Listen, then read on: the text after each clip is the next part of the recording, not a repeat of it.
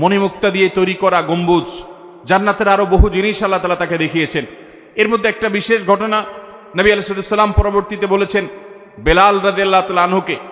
তিনি বললেন, বেলাল, আমি জান্নাতে গিয়ে তোমার পায়ের আওয়াজ, তুমি জুতা পরে যখন হাঁটো কেমন আওয়াজ হয় আমি জানি।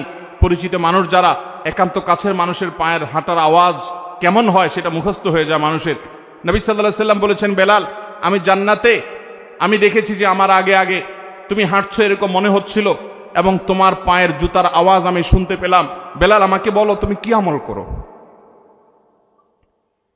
বেলাল রাদিয়াল্লাহু তাআলা বললেন, হে আল্লাহর রাসূল, আমার তো এরকম বিশেষ কোনো আমল নাই, আপনি যা বাতান সেগুলাই তো। আমি খুব গুরুত্বের সাথে, বিশেষ গুরুত্বের সাথে স্পেশাল কোনো আমল করি সেরকম আহামরি এরকম কোনো বিশেষ আমল তো নাই। তবে একটা আমল আমার আছে, সেটা হলো, হে আল্লাহর রাসূল, দিন এবং রাত যখনই আমি অজু করি, অজু করার পর আমি 2 রাকাত নামাজ পড়ি, তাহিয়াতুল ওযু পড়ি। এটা আমি কখনো ছাড়ি না। নবী করিম সাল্লাল্লাহু আলাইহি সাল্লামের আর বুঝতে বাকি ছিল না তার এই বিশেষ স্পেশাল আমল, যেটা হয়তো আমরা অনেকেই আজকাল করি না। বিশেষ করে আমাদের সমাজ থেকে তাহিয়াতুল ওযুয়ে নামাজ বিলুপ্ত হয়ে গেছে, এই সুন্নত আজ হারিয়ে গেছে।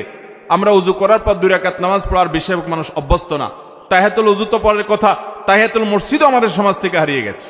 মানুষ মসজিদে চলে যায়, ধাপ করে বসে যায়, অথচ নবী সাল্লাল্লাহু আলাইহি সাল্লাম বলেছেন, ইদা দাখালা আহাদুকুমুল মসজিদা, তোমাদের কেউ যদি মসজিদে প্রবেশ করে, ফালা ইয়াজলিস হাত্তা ইউসাল্লি রাকাতাইন, তাহলে সে মসজিদে ঢুকে যেন 2 রাকাত নামাজ পড়া ছাড়া না বসে।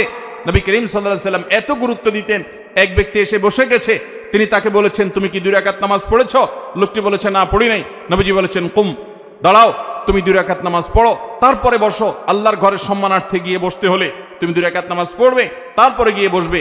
এই তাহিয়াতুল মসজিদ আমাদের সমাজ থেকে হারিয়ে গেছে।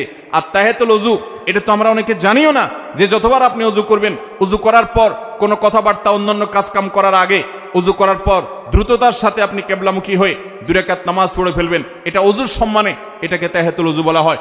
বেলাল রাদিয়াল্লাহু তাআলা আনহুর এই আমলটির কারণে নবী সাল্লাল্লাহু আলাইহি সাল্লাম তার পায়ের আওয়াজ জান্নাতে শুনতে পেয়েছেন। এই আমলটা আমরা শুরু করব তো ইনশাআল্লাহ। আল্লাহ আমাদেরকে আমল করার তৌফিক দান করুন।